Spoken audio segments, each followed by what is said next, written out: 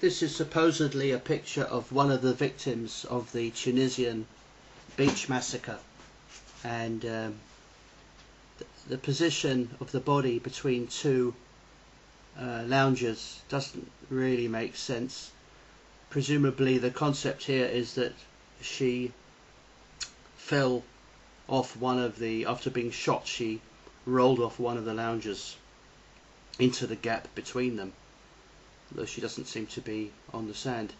Now there's a few problems with this picture. First of all, there's no blood anywhere, not on the sand, not on the covering over her. The second problem is there's no bullet holes anywhere. There's none in the lounger. I mean, it cannot be said that there's no blood under her on the sand. That's possible, but blood does spread, and there should be some blood visible. I mean, obviously, even if there was some blood, what it looked like blood, it could be just theatrical blood, couldn't it? But there's no bullet holes that you can see. But another thing is, this particular woman, if you look carefully at the original picture and you magnify it, she seems to be wearing a kind of white underwear, and her hair being blonde. So I thought maybe it's this same person who may possibly have come back from the dead. Or maybe she actually was very unlucky that after she went to pay her respects to the dead, she got shot herself by someone or other and ended up a victim herself, which is probably a good reason not to go and why it's a good.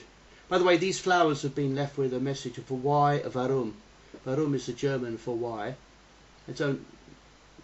That's a kind of hammy cliche kind of, in my opinion, that's a hammy cliche thing. You know, why did they do it? Why do they hate democracy so much?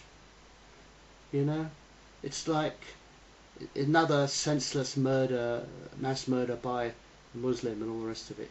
But this woman, I mean, she appears everywhere, and I think we've got the message now, dear, that you're very upset about what happened. But even if you were genuinely upset, I mean, bearing in mind, unless you knew all these people personally, I mean, it's difficult to get too upset about total strangers, isn't it? But we haven't heard who she is. Why don't we find out? Maybe she's Sarah Perkins from Scunthorpe, or you know, Lavinia Burke from Maidstone, or you know, Petunia Ponsonby from Pontypridd or something. So there you are. Okay, based upon the fact that AK-47 is a semi-automatic, one might have expected to see more than one bullet hole in this window. But it looks like whoever organised this theatrics thought that a bullet hole through a window would be sufficiently realistic to give people who saw this picture the feeling that this was a genuine event. You have to realise that people don't focus on any one thing when they're reading things. The vast majority of people did not occur to 99% of people who read this stuff. I'm not going to imagine for one instant that this didn't happen. So in order to build up the feeling, which is what they're trying to do, they need to create images that will correspond with the desired effect. And having one of these theatrical bullet holes through the window is one way to do that. I mean, apparently this guy, the funny thing is, considering how many people are supposed to have died and been injured, and many of the victims allegedly had multiple bullet holes, it's quite extraordinary where this guy got all the ammunition from. I mean, you know, people are saying that he was spraying bullets all over the place. And then, in order to justify this absurd mathematical anomaly, people were saying, oh, he had four fully loaded cartridges. Well, to get, you know, considering he was spraying bullets everywhere, official story, and saying that many victims had 4 bullet holes, and other people were being shot 3 times, and people heard it and witnessed it and all the rest of it. Even 4 magazine cartridges And even assuming he was the best marksman and he was in a very confined place, he wasn't running around the beach and so on, to actually get 79 hits, 38 dead and 40 injured from 120 cartridges with a semi-automatic isn't really possible, you know? I mean, if everybody was tied to stakes or something, then yes, that would be possible. But the point is, he's supposed to have killed and injured all these people with either one, which as you can see, or four, which we're told about. And of course,